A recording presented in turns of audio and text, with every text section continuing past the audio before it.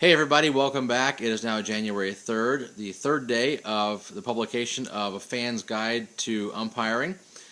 And I wanted to follow up to the video I posted yesterday, the one I had in my car when I was running errands.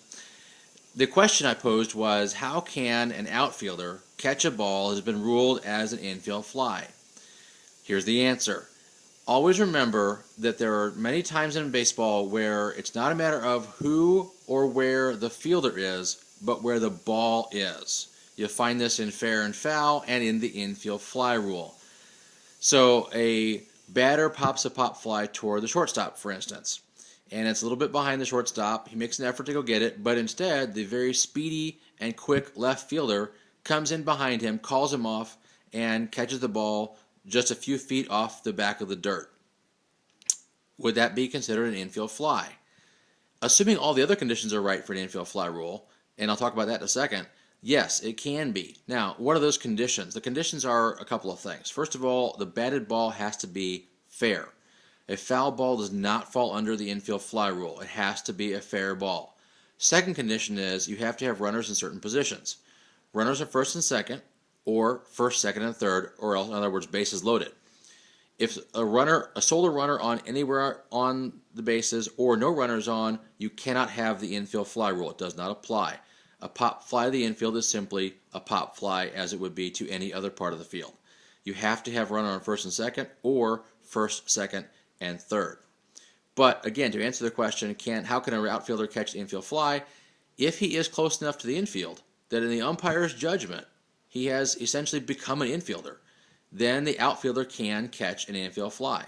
Because the purpose of the rule is not a matter of which fielder catches it, but how far the ball is hit away from the runners. For a better explanation of this, please do hop online and get a copy of my book. I devote a couple of pages to explaining why the infield fly is even a rule. So it's a great place to learn more about that. Hope that answers yesterday's question adequately. If you have any other questions, of course, feel free to comment down below right here. Speaking of commenting, here is the question for today's quiz. A batted ball strikes the base at first base and then careens to the right and rolls into the first base dugout untouched.